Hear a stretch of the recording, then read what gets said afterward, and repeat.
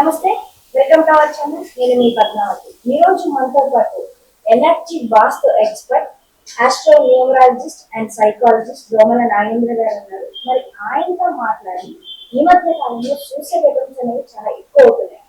School students తో మొదలుకొని ఆఖరికి ముసలి వాళ్ళతో సహా ఎందుకు చేసుకుంటున్నారో తెలియకనే సూసైడ్ చేస్తున్నారు. సో దీనికి సంబంధించి వాస్తుకి ఏమైనా ప్రభావితం చూపిస్తుందంటారా అని తెలిసిన ప్రయత్నం నేను కూడా చూసాను. నమస్కారం. నమస్తే అండి. సార్, యాక్చువల్గా నవే డేస్ స్కూల్ స్టూడెంట్స్ కావచ్చు, కాలేజ్ స్టూడెంట్స్ కావచ్చు, లాస్ట్ టైం మనం ఒక వీడియో కూడా చూసాం. ఒక కాలేజ్ లో క్లాస్ రూమ్ లో కూర్చొని ఒక అబ్బాయి డైరెక్ట్ గా 5th ఫ్లోర్ నుంచి కింద దూకేశారు. అది ఎందుకు చేసారో కూడా ఎవరికి తెలియదు. అండ్ నిన్న మొన్న కూడా ఒక స్కూల్ స్టూడెంట్ అమ్మాయిని చాలా దారుణంగా తను ఎందుకో చాలా కఠినంగా అమ్మాయి శిక్షించుకొని మరణించినంత వరకు ఎందుకని సూసైడ్ అటెంప్ట్స్ అవుతున్నాయి అంటారు. And one more thing, suicide attempts కి ఇది మెంటల్ గా ఏమైనా స్టెబిలిటీ లేక జరుగుతుందంటారా, లేకుంటే ఇంట్లో వాస్తవంగా ప్రభావితం చూపిస్తుందంటారా? మంచి ప్రశ్న వేశారండి. వాస్తవానికి నేను ఈ వాస్తులోకి రావడానికి ఇదే రీజన్, సూసైడ్ టెండెన్సీనే. ఏంటి అంటే దీన్ని WHO వరల్డ్ హెల్త్ ఆర్గనైజేషన్ 2001 నుంచి దీన్ని ఇంటర్నేషనల్ వరల్డ్ సూసైడ్ ప్రివెన్షన్ డేగా డిక్లేర్ చేయడం జరిగింది. అప్పటి నుంచి టీవీ ప్రోగ్రామ్స్ కానీ, పేపర్ కానీ, ఆర్టికల్స్ కానీ రకరకాలుగా దీన్ని స్ప్రెడ్ చేస్తున్నారు. కానీ ఎన్ని చేసినా కూడా సూసైడ్ ఆగట్లేదు. సో నేను కూడా యాజ్ ఎ సైకాలజిస్ట్గా నెంబర్ ఆఫ్ పీపుల్కి counselling classes, world suicide prevention day September 10th జరుగుతుందండి. సో లాస్ట్ ఇయర్ కూడా సెప్టెంబర్ 10th ఒక వీడియో చేశాను నేను. ఆ తర్వాత ఎవ్రీ ఇయర్ పేపర్లో ఆర్టికల్స్ రాస్తూ ఉంటాను, పాంప్లెట్ డిస్ట్రిబ్యూట్ చేస్తూ ఉంటాను. ఇలా ఒక 18 years నుంచి నీ ఫీల్డ్లో కౌన్సిలింగ్ చేయడము, ఆర్టికల్స్ రాయడము, స్టూడెంట్స్ కూర్చొని దీని మీద అవేర్నెస్ క్యాంప్ చేయడం జరుగుతుంది. సో విచిత్రం ఏంటి అంటే కొన్ని లయన్స్ క్లబ్ తరఫున కూడా నేను చాలా చేశానండి. ఆ లయన్స్ క్లబ్ తరఫున చీఫ్ గెస్ట్గా పిలిచి లయన్స్ క్లబ్ నిర్వాహకుల్లో ఒకరికి ఎవరైతే దీన్ని నాకు ఎక్కువ ఎంకరేజ్ చేసి ట్రైనింగ్ క్లాసెస్ నాతోటి క్యాంప్ కండక్ట్ చేసేవాడో ఆ వ్యక్తి కూడా సూసైడ్ చేసుకోవడం జరిగింది. ఆ తర్వాత కొన్ని పోలీస్ డిపార్ట్మెంట్ వాళ్ళని చీఫ్ గెస్ట్గా పిలుస్తారు ఈ క్యాంప్ పెట్టినప్పుడు ప్రోగ్రామ్స్. ఆ వ్యక్తి కూడా సూసైడ్ చేసుకోవడం జరిగింది. అంటే పోలీస్ ఆఫీసర్ కూడా సూసైడ్ చేసుకోవడం జరిగింది. ఈ కుకునపల్లి అని ఉంది, ఇక్కడ మన సిద్దిపేట దగ్గర ఉంటుందండి. ఇద్దరు పోలీస్ స్టేషన్లో ఇద్దరు ఎస్ఐలు, ఒక ఎస్ఐ సూసైడ్ చేసుకున్న తర్వాత ఇంకొక అతనికి పోస్టింగ్ ఇచ్చాడు, అతను కూడా సూసైడ్ చేసుకోవడం జరిగింది. అంటే పోలీస్ ఆఫీసర్లే సూసైడ్ చేసుకోవడం ఏంటి చూడండి, విచిత్రం. వందలాది మంది కౌన్సిలింగ్ చేస్తారు సూసైడ్ చేసుకోవద్దని, కానీ వాళ్ళే సూసైడ్ చేసుకున్నారు. ఒకటి. రెండవది, ఇంకా రీసెంట్గా జస్ట్ 1 week అవుతుందండి, ఒక ఆంధ్రాలో ఒక ఎస్ఐ సూసైడ్ చేసుకున్నాడు.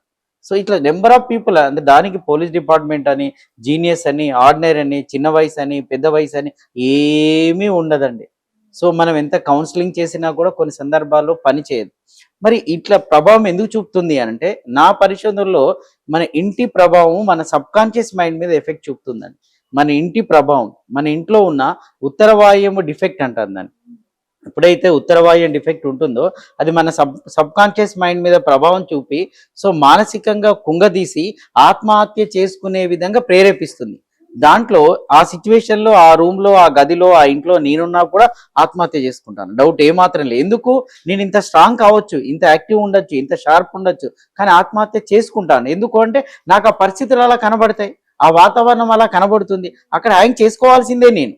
రీజన్ ఆ ఇల్లు చేసే మాయ. ఆ ఇల్లు ఏం చేస్తుందంటే అలాంటి సిచ్యువేషన్ క్రియేట్ చేస్తుంది అనమాట. సో చూడండి, మీకు బాసర్లో IIIT అని ఉంది అండి, బాసర్లో ఉంటుంది. అక్కడ అది విశ్వవిద్యాలయం. అది అక్కడ ఇప్పటి వరకు 25 స్టూడెంట్స్ పైగా ఆత్మహత్య చేసుకున్నారు. సో రీజన్ ఏంటని రీసెర్చ్ చేస్తే ఆ బిల్డింగ్ మొత్తానికి ఉత్తర వాయువు డిఫెక్ట్ ఉందండి. ఉత్తర వాయువు డిఫెక్ట్ ఉంది కాబట్టి ఆత్మహత్యలు పెరుగుతూ ఉన్నాయి. సో నేను ఈ వీడియో ముఖంగా మన ప్రభుత్వానికి కూడా విన్నవించుకుంటున్నానండి. ప్రభుత్వం కనుక నాకు అవకాశం ఇస్తే నా సొంత ఖర్చులతో వెళ్ళేసి అక్కడ ఉన్న ఉత్తర వాయువు డిఫెక్ట్ ని తొలగించగలను. ఇప్పటి వరకు 25 మంది విద్యార్థులు పైగా ఆ బిల్డింగ్ లో ఆత్మహత్యలు చేసుకున్నారు. నా ఒకే బిల్డింగ్ లో, అదే IIIT లో ఆత్మహత్యలు ఇప్పటి వరకు 25 క్రాస్ అయ్యాయండి. సో ఇలా వింటూనే ఉంటాం, ఎవ్రీ ఇయర్ వింటూనే ఉంటాం.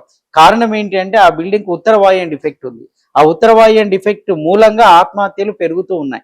నా పరిశోధనలో చూశాను, నేను గమనించాను కాబట్టి చెప్తున్నాను. ప్రభుత్వం కనుక నాకు అవకాశం ఇస్తే నేను ఆ సొంత ఖర్చులతో వెళ్ళేసి ఆ ఉత్తర వాయువు డిఫెక్ట్ నేను క్లియర్ చేయగలను. ఎందుకంటే చాలా మంది జీవితాలు, ప్రాణాలు పోతూ ఉన్నాయి. అది మీరు కూడా గమనించినప్పుడు అందరికీ అర్థమవుతూ ఉంటుంది. అది నా పరిశోధనలో నేను గమనించిన అంశం అన్నమాట.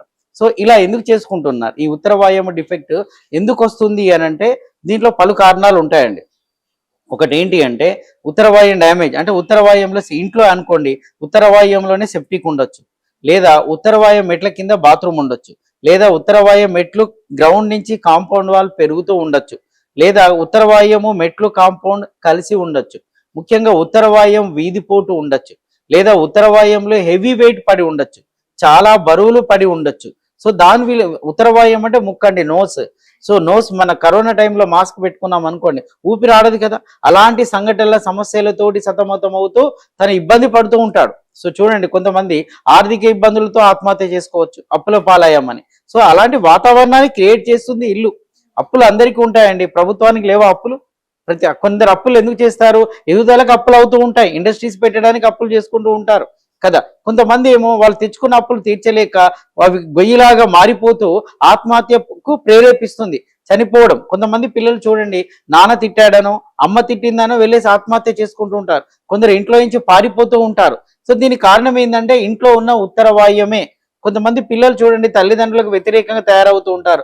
అమ్మ మందలించిందని, నాన్న తిట్టాడని ఆత్మహత్య చేసుకున్న వాళ్ళు 8th class students, 9th class students కూడా చాలా మంది ఉన్నారు. ఇలా ఆత్మహత్యలు పెరుగుతూనే ఉన్నాయి. కారణము ఇంట్లో ఉన్న ఉత్తరవాయ దోషమే, డౌట్ ఏ మాత్రం కూడా లేదు. కొన్ని ఇళ్లకి వెళ్ళినప్పుడు నేను అడుగుతూ ఉంటాను, దీంట్లో ఆత్మహత్య జరిగే అవకాశం ఉందండి. అవునండి, మా నాన్నగారు ఇదే ఇంట్లో ఆత్మహత్య చేసుకున్నారు. అందుకే వాళ్ళు నమ్మేవాళ్ళు. ఆ ఇంటికి వెళ్ళినప్పుడు ఈ పాయింట్ నేనే చెప్పాను. అప్పుడు వాళ్ళు నా మీద నమ్మకం ఏర్పడుతుంది, వాస్తవ మీద నమ్మకం ఏర్పడుతుంది. దీంట్లో లాజిక్ పాయింట్ ఏంటి? మరి కాలేజీలో స్కూళ్ళలో ఉన్న పిల్లలు ఎందుకు ఆత్మహత్య చేసుకుంటున్నారు అని క్వశ్చన్ మార్క్. వాళ్ళు కాలేజీలో స్కూల్లో ఉన్నప్పుడు చైతన్య కానీ, నారాయణ కానీ, హాస్టలే కానీ, పెద్ద పెద్ద రెసిడెన్షియల్ స్కూలే కానీ, కార్పొరేటే కానీ, ఏదైనా చూడండి, వాళ్ళు ఉన్న రూములో, వాళ్ళు ఉన్న బ్లాక్ లో ఉత్తరవాయం కనుక డిఫెక్ట్ ఉంటే దాని ఎఫెక్ట్ ఆ రూమ్ లో పడుతుందండి.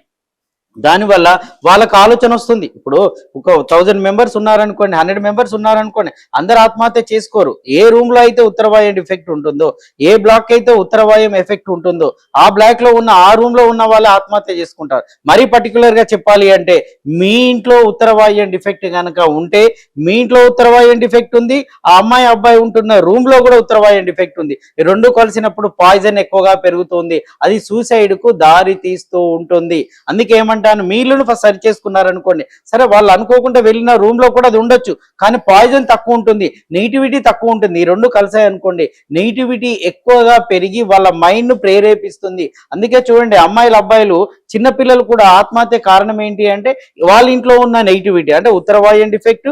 ఎట్ ద సేమ్ టైం వాళ్ళు ఎక్కడైతే హాస్టల్లో ఉంటున్నారో, ఎక్కడైతే చదువుతూ ఉన్నారో, సో ఆ రూమ్ లో ఉన్న ఎఫెక్ట్ కూడా ఇద్దరిని పాయిజన్ డబుల్ అయిపోయి ఆత్మహత్య ప్రేరేపించే విధంగా ఉంటుంది. కొంతమంది పేరెంట్స్ నన్ను పట్టుకుని హాస్టల్ రూమ్ లోకి తీసుకెళ్తూ ఉంటారు, సార్ మా అమ్మాయిని ఈ రూమ్ లో ఉంచాలి, మా అబ్బాయిని ఈ రూమ్ లో ఉంచాలని. ఒక ఫ్రెండ్ గా నన్ను తీసుకెళ్ళినప్పుడు నేను రూమ్ లో సజెస్ట్ చేస్తూ ఉంటాను, ఈ రూమ్ లో ఉండండి, ఈ రూమ్ లో ఉంటే గొడవ అవుతూ ఉంటుందండి, ఈ రూమ్ లో నైరుతి డిఫెక్ట్ ఉంది, గొడవ అవుతూ ఉంది అంటే ఏ రూమ్ లో ఉండని నేను అబ్బాయికి చెప్పాను. ఆ అబ్బాయి తర్వాత ఫోన్ చేసి, వాళ్ళ ఫాదర్ ఫోన్ చేసి, మీరు ఆ రూమ్ లో వద్దన్నారు సార్, ఆ రూమ్ లో పిల్లలు కొట్టుకున్నారట, వాళ్ళు చాలా డ్యామేజ్ అయిపోయినాయి, వాళ్ళు ఎప్పుడు గొడవలు అవుతూనే అంటే రూమ్ ఎఫెక్ట్ అది.